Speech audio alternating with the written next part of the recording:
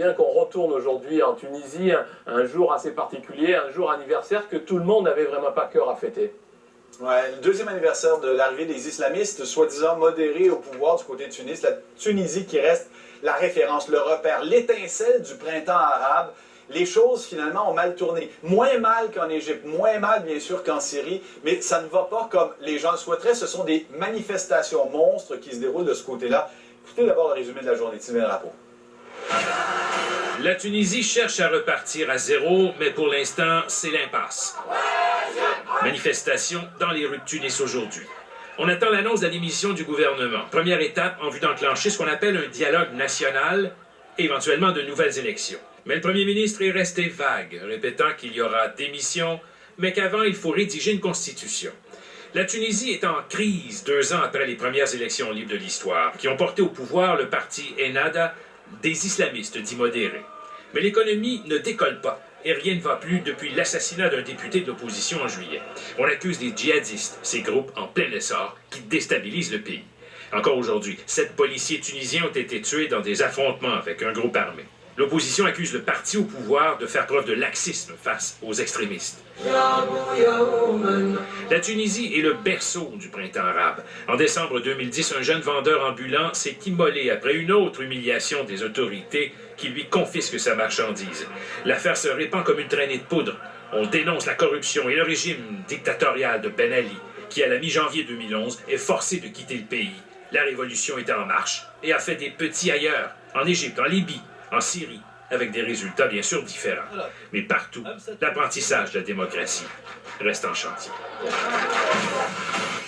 Se joint tout de suite à cette conversation notre collègue Taïeb Mouala. Bonsoir Taïeb. Bonsoir, bonsoir François. Journaliste au Journal de Québec. Vous venez de passer 1 an en Tunisie. Vous avez décidé de mettre entre parenthèses votre travail au Journal de Québec pour aller vivre de près, vivre à l'intérieur même cette révolution tunisienne. Vous en revenez dans quel état, Taïeb?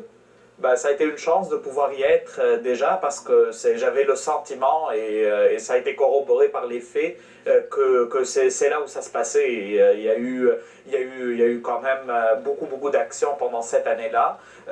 Mais c'est sûr que je reviens avec un sentiment plutôt amer où on réalise que 2 ans après la révolution, tout reste possible. Il y a encore la possibilité de s'en sortir, mais il y a aussi le risque d'enlisement, le risque de ne pas rencontrer les objectifs de la révolution pour lesquels les gens sont descendus dans la rue, enchâssé une dictature abominable du pays, mais on se retrouve aujourd'hui dans une situation de blocage politique. Qu'est-ce qui bloque? Qu'est-ce qui ne va pas, Taïeb, là-bas? Qu'est-ce qui ne va pas? On va commencer par ce qui va très rapidement, c'est la liberté d'expression. Ça, c'est pratiquement le seul acquis actuellement. Il ne faut surtout pas le minimiser, c'est un acquis très important. Mais tout ce qui ne va pas, la liste est vraiment assez importante. Premièrement, l'économie ne va pas du tout, ça ne lève pas du tout, ça ne marche pas. Le terrorisme, les Tunisiens ne connaissaient pas ça du tout. Et là, on a des cas. La semaine dernière, il y a eu l'assassinat de 2 policiers. Aujourd'hui même, il y en a eu 7. On a eu 2 assassinats politiques en février dernier et en juillet, l'assassinat d'un député. Donc le gouvernement était même incapable de protéger des députés et là du coup, et évidemment aussi un autre échec monumental qui est celui de pratiquement toute la classe politique, c'est de ne pas avoir réussi à doter la Tunisie d'une constitution. Alors c'était la mission de l'Assemblée constituante élue il y a exactement 2 ans. Il y a eu un accord moral d'à peu près tous les acteurs politiques pour finir cette constitution et passer à autre chose qu'à la période transitoire qui est par définition une période très difficile, mais un échec total. On a passé des mois et des mois dans des fausses polémiques, on a perdu du temps et on a senti que les nouveaux dirigeants étaient surtout intéressés par le fait d'accaparer le pouvoir, par les fauteuils, par les nominations, plutôt que d'emmener la Tunisie vers une période plus stable, vers un gouvernement qui serait là pendant 4-5 ans et qui pourrait entamer les réformes nécessaires, que ce soit sur le plan économique, social et politique. Taïeb, si je vous comprends bien, alors c'est Richard Latendresse à Washington. Taïeb, si je vous comprends bien, les islamistes d'Ennahda sont plus partie du problème que de possible solution. Les gens ont déchanté des islamistes, si j'ai bien compris.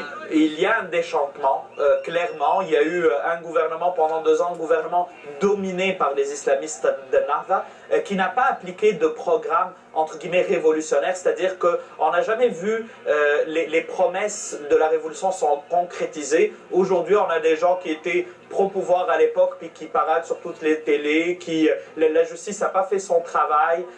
Donc on est resté vraiment avec un sentiment inachevé. Il y a eu quand même, on a beaucoup minimisé le risque salafiste, le risque donc de l'islamisme radical armé. Pendant très longtemps, on a expliqué que c'était pas un vrai problème, que c'était quelque chose d'embryonnaire, que c'était pas important. Et là aujourd'hui, on récolte ce qu'on a semé, ce laxisme-là conduit aujourd'hui à ce que ces groupes-là, on ne sait pas trop d'où vient leur financement, on ne sait pas trop comment ça fonctionne, mais ils constituent une capacité de nuisance très importante. Et d'un autre côté, on a un gouvernement dominé par les islamistes. Tout à l'heure, dans votre topo, vous expliquez que même le Premier ministre est resté très vague. Il n'a pas dit clairement qu'il allait appliquer la feuille de route sur laquelle tout le monde est à peu près d'accord. Et lui reste donc à jouer un double discours qu'on ne comprend pas, alors que la priorité, c'est vraiment d'en arriver le plus rapidement possible à finir la Constitution d'abord. Et ensuite à avoir un gouvernement qui serait présidé par quelqu'un d'indépendant et qui enfin pourrait organiser des élections libres et indépendantes, qu'on en finisse avec la période transitoire, parce que c'est pas possible de rester des mois, là, presque des années à des périodes transitoires. C'est vrai que ce double discours-là, on l'a souvent reproché au gouvernement d'Ennahda. Une dernière question rapidement, Taïeb. S'il y avait des élections demain, s'il y avait finalement ce rendez-vous démocratique autre avec les Tunisiens, est-ce que l'opposition, qu'on peut qualifier de moderniste et de laïque, pourrait se tailler une place, ou encore une fois, une consultation populaire ramènerait au pouvoir encore une fois le parti Ennahda? C'est la question à $1 million, François. Sincèrement, on n'a pas d'institut de sondage assez fiable. Alors certains sondages disent que l'islamisme perdrait. Moi, je crois qu'ils ont un socle dans la population tunisienne. Alors certains l'évaluent à 20%, d'autres à 25%. Est-ce que l'opposition moderniste et laïque dont vous parlez, est-ce qu'elle va être capable de surmonter aussi ses propres divisions, de s'allier sur un programme clair? Ça, c'est seul l'avenir le dira. J'aimerais pouvoir répondre à votre question, mais vous me ressortirez cet enregistrement dans 6 mois. Vous allez rire de moi en me disant que j'avais rien compris. Donc, je vais faire attention. Merci beaucoup, Taïeb Moala. Merci de nous avoir parlé de Québec. Ouais, merci beaucoup, Taïeb. Mais intéressant, il faut continuer à suivre ce qui se passe du côté de la Tunisie, parce qu'encore une fois, ça a été le modèle pour ce qui s'est passé par la suite. L'étincelle qui a enflammé le monde arabe, la Tunisie qu'on va garder à l'œil. Au retour, on vient de ce côté-ci de l'Atlantique.